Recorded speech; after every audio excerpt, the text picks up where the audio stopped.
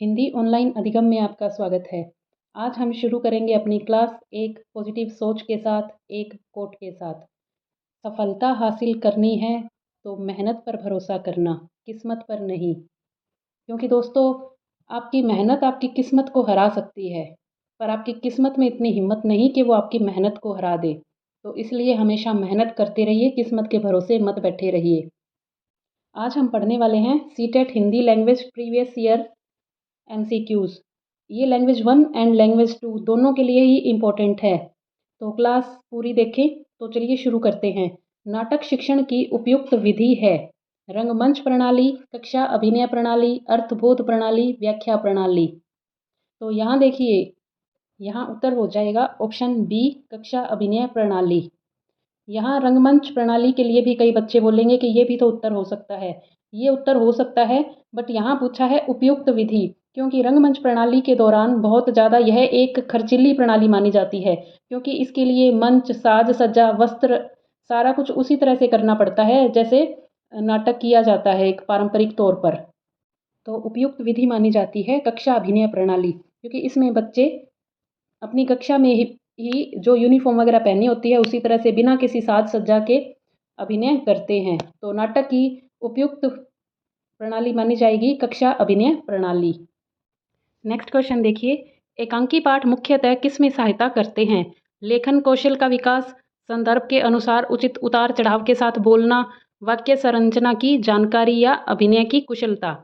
तो देखिए, एकांकी का अर्थ होता है एक अंक वाला नाटक, जैसे इंग्लिश में इसको कहा जाता है 1 एक्ट प्ले। तो एकांकी से क्या होता है कि बच्चों के वाचन कौशल का विकास होता है। तो इस हिसाब से इसका उत्तर हो जाएगा ऑप्शन संख्या बी, संदर्भ के अनुसार उचित उतार चढ़ाव के साथ बोलना। नेक्स्ट क्वेश्चन देखिए, साहित्य की किस विधा के शिक्षण में सस्वर पठन सर्वाधिक अपेक्षित है? एकांकी, जीवनी, आत्मकथा या संस्मरण। सस्वर पठन का अर्थ होता है स्वर सहित पढ़ते हुए अर्थ ग्रहण करना। तो इसका उत्तर हो जाएगा एकांकी, ऑप्शन संख्या ए। और शिक्षण विधियों पर मैंने एक स्पेशल वीडियो पहले बना के डाला है, आप प्ले लिस्ट में वो देख सकते हैं। हमारा नेक्स्ट क्वेश्चन है, नाटक गद्य और पद्य हमारी डैश संवेदना को धार प्रदान करने के साथ साथ हमारे जीवन के डैश पहलू को समृद्ध करते हैं। सही विकल्प होगा। तो यहाँ पे ये जो बीच में खाली स्थान दिया हुआ है, यहाँ पे क्या आएगा ये देखते हैं। सांस्कृतिक या साहित्यिक, सांस्कृतिक और भौतिक, भाषिक और सौंदर्यात्मक, भाषिक और ज्ञानात्मक। तो इनमें से एक हमें सिलेक्ट करना है। यहाँ हमारा उत्तर हो जाएगा ऑप्शन संख्या डी, भाषिक और ज्ञानात्मक। देखिए, नाटक गद्य और पद्य हमारी भाषिक संवेदना को धार प्रदान करने के साथ साथ हमारे जीवन के ज्ञानात्मक पहलू को समृद्ध करते हैं। यहाँ पे ये लाइन पूरी बन जाएगी। नेक्स्ट देखिए, मोहन की शिक्षिका केवल उसकी व्याख्या संबंधी त्रुटियों को दूर करती है। यह उपचारात्मक शिक्षण नहीं है, उपचारात्मक शिक्षण है, स्पष्टतः कहा नहीं जा सकता, या यह निदानात्मक परीक्षण है। देखिए, कोई बच्चा है मोहन, तो उसकी टीचर उसको पढ़ा रही है और उसकी जो व्याख्या के संबंधी जो भी वो गलतियां कर रही है वो टीचर उसको दूर कर रही है। तो ये एक उसका उपचार कर रही है, उपचारात्मक शिक्षण है। वो गलतियां कर रहा है और वो उसको समझा रही है कि ऐसे नहीं ऐसे करना है। तो ये क्या हो गया, उपचारात्मक शिक्षण हो गया। देखिए, पहले किसी गलती का पता लगाना कि ये कहाँ क्या गलती कर रहा है, ये होता है निदानात्मक परीक्षण। फिर जब पता चल जाए कि दिक्कत कहाँ है तो उसको सही करना, उसको सुधार करना, वो कहलाता है उपचारात्मक शिक्षण। जिस तरह से आप डॉक्टर के पास जाते हैं और डॉक्टर आपको पहले चेक करके आपके सिम्टम्स देख के बता देता है कि कहाँ आपको क्या प्रॉब्लम हो सकती है, वो हो गया डायग्नोस करना या निदान करना। और फिर आपको दवाई देता है, तो दवाई लेने के बाद आप ठीक होते हैं। तो जो दवाई का जो ट्रीटमेंट चलता है वो होता है आपका उपचारात्मक शिक्षण। तो ये उम्मीद करती हूँ आपको दोनों बातें, निदानात्मक और उपचारात्मक, समझ आ गया होगा। अब देखते हैं नेक्स्ट क्वेश्चन। उपचारात्मक शिक्षण महत्वपूर्ण भूमिका निभाता है कहानी याद करने में, कविता याद करने में, नाटक लेखन में, उच्चारण संबंधी दोषों के निवारण में। तो यहाँ उत्तर हो जाएगा उच्चारण संबंधी दोषों के निवारण में। यानी जो भी वो उच्चारण करते हुए जो गलतियाँ कर रहा है तो उसका दोष निवारण जो है वो उपचारात्मक शिक्षण कहलाता है। शिक्षण में कमज़ोर शिक्षार्थियों के शिक्षण अधिगम में दोषों को दूर करना उपचारात्मक शिक्षण कहलाता है। किसी भी कहानी सुनते समय, यहाँ पे कोई भी होगा, कोई भी कहानी सुनते समय बच्चे कहानी के लंबे लंबे वाक्यों से घबराते नहीं हैं, बशर्ते वाक्य सीधे व सरल हों, सार्थक व मज़ेदार हों, ज़ोर से बोले गए हों, पहले से सुने हुए हों। तो यहाँ पे देखिए, बच्चे कब नहीं घबराएंगे कहानी सुनते हुए, जब जो शब्द उन्होंने पहले से सुने हुए हैं उनसे वो क्या है कि पहले से सुने हुए शब्दों के साथ वो फ़ैमिलियर हो जाते हैं। तो फिर जब उनको बाद में दोहराया जाता है तो वो घबराते नहीं हैं। तो यहाँ पे इसका उत्तर हो जाएगा ऑप्शन डी, पहले से सुने हुए हों। आगे देखिए, निम्नलिखित में से कौन सा भाषा की कक्षा में कहानी सुनाने का मूल उद्देश्य है?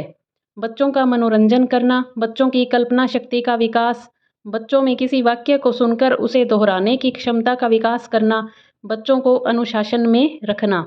तो ये डी ऑप्शन तो बच्चों यहीं पे बिल्कुल ही आप कट कर दीजिए, क्योंकि अनुशासन में रखना और इस तरह से ये एक तरह से सख्ती हो जाएगी उनके ऊपर। तो इस तरह का तो कोई उत्तर हमें देना ही नहीं है, चाहे वो सीडीपी हो या शिक्षण विधियाँ हो। तो इस तरह के उत्तर से तो आप दूर ही रहेंगे। अब देखिए ऑप्शन संख्या सी, बच्चों में किसी वाक्य को सुनकर उसे दोहराने की बात की गई है। तो दोहराना यानी रिपीटेशन हो गया, एक तरह से रट्टाफिकेशन की तरफ ही जाता है ये। तो ये दोहराना और इस तरह के शब्द भी नेगेटिव होते हैं थोड़े से, तो आप यहाँ नहीं जाएंगे। ऊपर देखिए ऑप्शन संख्या बी, ये ज़्यादा यहाँ पे उपयुक्त लग रहा है और बोर्ड ने भी यही आंसर माना है कि बच्चों की कल्पना शक्ति का विकास। इससे क्या है कि बच्चे और ज़्यादा खुलकर सोच पाएंगे, उनके दिमाग का, उनकी कल्पना शक्ति का विकास होगा। तो यही ज़्यादा पॉजिटिव आंसर हम मानेंगे। नेक्स्ट देखिए, विचार न केवल भाषा निर्धारित करता है बल्कि उससे पहले भी होता है। निम्नलिखित में से किसने यह विचार प्रतिपादित किया? जीन पियाजे, कोहलबर्ग, पावलव, वाइगोत्स्की। तो यहाँ उत्तर हो जाएगा वाइगोत्स्की। वाइगोत्स्की ने माना था कि विचार पहले आता है और भाषा बाद में आती है, और विचार ही भाषा को निर्धारित करते हैं कि पहले हम सोचते हैं कि क्या बोलना है और फिर हम किस तरह से बोलना है, फिर हम भाषा का प्रयोग करके बोलते हैं। बट जीन पियाजे मानते हैं कि भाषा पहले आती है और विचार बाद में आता है। तो ये दोनों फैक्ट आप याद रखेंगे। तो हमने देखे सीटेट से रिलेटेड हिंदी के जो लास्ट ईयर्स जो भी क्वेश्चंस आए हुए हैं, हिंदी लैंग्वेज 1 और लैंग्वेज 2, ये दोनों के लिए ही इम्पोर्टेंट है। ये नहीं कि ये तो लैंग्वेज 1 के हैं तो हम करें कि नहीं करें, 2 के हैं तो करें कि नहीं। नहीं, ऐसा नहीं है, ये दोनों के लिए ही इम्पोर्टेंट क्वेश्चन है। और ये वो क्वेश्चन सिलेक्ट किए मैंने जो बहुत बार बार आ चुके हैं, और इन क्वेश्चंस की पीडीएफ भी आपको टेलीग्राम पर मिल जाएगी। और बस हाँ, थोड़ी बहुत शब्दावली के साथ दे सकते हैं अलग अलग करके, कि थोड़ी बहुत शब्दावली हमेशा चेंज कर देते हैं। बट कंसेप्ट अगर आपको अच्छे से समझ आया हुआ है तो शब्दावली चाहे कितनी भी चेंज हो, आप आंसर तक पहुंच जाएंगे। तो चलिए, आज की क्लास हम यहीं तक रखेंगे और मिलेंगे जल्दी ही नए टॉपिक के साथ। तब तक पढ़ते रहें, बढ़ते रहें और हिंदी ऑनलाइन अधिगम के साथ जुड़े रहें। और हिंदी ऑनलाइन अधिगम को सब्सक्राइब करना ना भूलें प्लीज़। तो सब्सक्राइब कर लें और बेल आइकन भी प्रेस कर लें ताकि आपको लेटेस्ट वीडियो मिलते रहें। धन्यवाद।